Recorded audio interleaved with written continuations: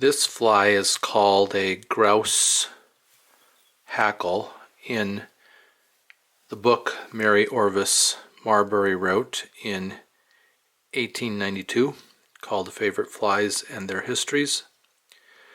There is no recipe for this fly, only an illustration by Charles Orvis.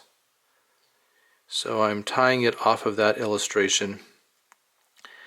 Grouse is available as a tying medium, although I don't have any grouse. So I'm going to use the cousin of the grouse, the partridge, but I've selected a darker partridge feather off of the shoulder of the pelt. I'm tying it on a number 14 wet fly hook.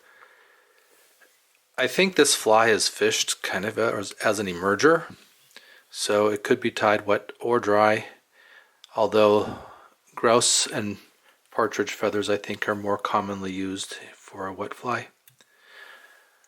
I'm using black thread. I've left the tail of the thread, which I'm going to use for the rib. I'm using some red dirty bug yarn. It's a 2-ply yarn. I've taken it down to 1 ply on a number 16, I guess I said 14 earlier, 16 hook. So again, no recipe, so there's no hook size recommended in Mary's book, although in the illustration this fly is a little bit smaller than the other hackles, so I'm tying it on a 16 instead of a 14. The feather that I'm using is this darker brown feather, maybe a little bit more grouse-like than what we would typically think of as a partridge feather. I am going to counter wrap the thread rib, and before I wrap the rib up onto the body, I'm going to do a few wraps back behind to create a little black tag, which appears to be present in the illustration. So then I'll just spiral wrap that as a rib up over, counter wrapping the yarn. I suspect that red wool was used in the flies in the 1890s, as red wool was used in the red hackle, which is very similar to this, except that it uses a different kind of hackle feather.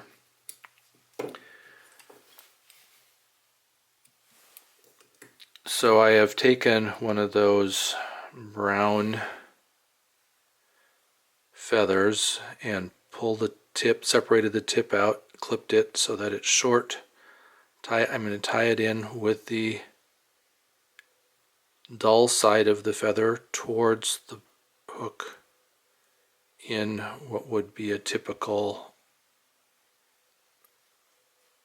soft hackle wet fly. Grab that, and this is obviously quite a bit heavier hackle than we would have on a typical soft hackle wet fly, but again, I'm trying to imitate the illustration by Charles Orvis in Mary's book. And you might recognize the Orvis name, as Charles Orvis is the founder of the Orvis Company, founded in the late 1800s. So just wrap that hackle around, kind of in soft hackle wet fly fashion, preening those fibers back towards the hook bend, and then I'll pull everything up. I do have one fiber in there and I'm going to have to clip out. That's okay. Wrap the head, and then I do have that little bit of stem in there that I'm going to need to snip out. I don't think it's hard to get a hold of it when it's that small. So just snip that out, snip this other And then just, I think like a 3-wrap whip finish is enough on this. Trying not to catch in any of those other fibers.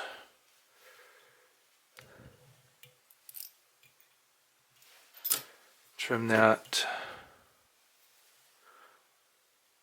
thread out. And then I do have some head cement that's very loose, watery maybe you call it. So I just stick a needle in the head cement and then I just get a drop of that, which I will dab on the head of that fly. And this then is called a grouse hackle. I guess we could really call it a partridge hackle, although Mary would have tied it with grouse and not partridge.